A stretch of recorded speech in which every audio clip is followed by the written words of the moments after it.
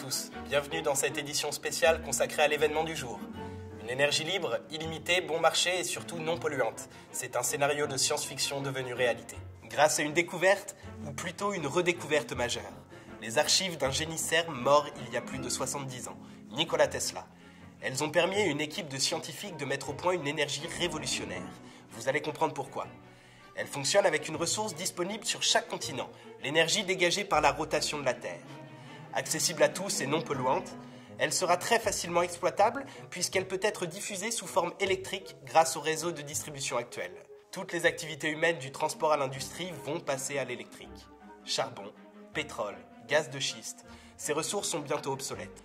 Responsables de presque 2/3 des émissions de gaz à effet de serre, elles sont aussi plus chères à exploiter. Les objectifs de la communauté internationale de limiter le réchauffement climatique à 2 degrés vont enfin pouvoir être atteints. En Chine, le charbon représente 70% de la consommation énergétique. Son exploitation est très polluante. Le pays émet à lui seul presque autant de CO2 que l'Europe.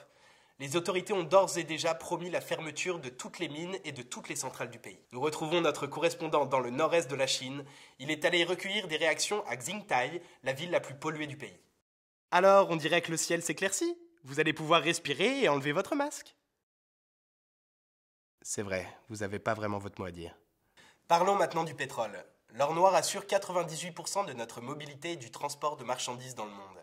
Marée noire dévastatrice, augmentation constante des gaz à effet de serre, on ne compte plus ses inconvénients. Avec cette nouvelle énergie issue de la rotation de la Terre, il est en train de vivre ses dernières heures, seulement voilà.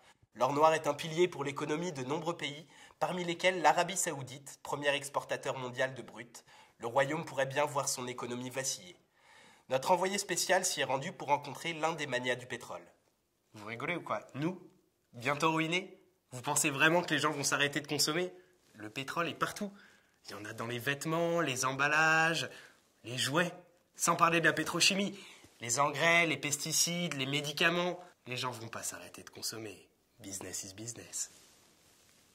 Rendons-nous maintenant aux États-Unis. Avec plus de 500 000 puits, le pays est le premier producteur de gaz de schiste au monde. Seulement voilà, la technique la plus courante pour les extraire, la fracturation hydraulique, utilise des produits chimiques hautement toxiques. Conséquence, les nappes phréatiques sont durablement polluées. Un désastre pour la santé, avec des cancers, des mutations génétiques ou des problèmes de stérilité, mais aussi pour l'environnement. Avec la découverte de cette nouvelle énergie propre, les gaz de schiste sont obsolètes. Nous nous rendons au Texas, où les puits de gaz de schiste ont envahi le paysage. L'ancien gouverneur George W. Bush a tenu à nous livrer ses impressions. Oh, vous savez, nous, aux États-Unis, on n'a pas envie de se séparer de nos petits gaz de schiste.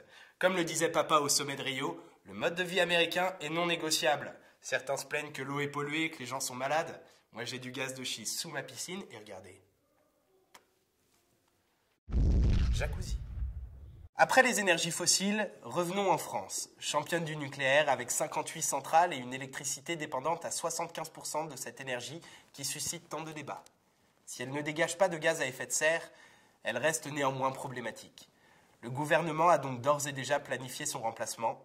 Seul bémol, la filière du nucléaire, c'est aussi entre 140 000 et 410 000 emplois qui risqueraient de voler en éclats. On écoute Jean-Luc Digueur, responsable syndical chez Aleva. On a encore 1 300 000 mètres cubes de déchets radioactifs à cacher, 58 centrales à démanteler, on ne sait pas encore comment on va faire. Non, nos emplois ne sont pas menacés, on a encore du travail pour les 50, 60 milliers d'années à venir. Alors on creuse. Merci. On nous promet des énergies renouvelables et propres afin de maintenir nos modes de vie. En quelques décennies d'inconscience, de surconsommation et de croissance effrénée, nous avons déréglé nos climats, épuisé les terres qui nous nourrissent, empoisonné l'air que nous respirons, pollué l'eau que nous buvons et exterminé la biodiversité dont nous dépendons. Ce sont peut-être nos modes de vie que nous devrions changer, avant que les désastres que nous provoquons ne nous y forcent. Pensons aux générations à venir et aux manchots qui nous remercieront.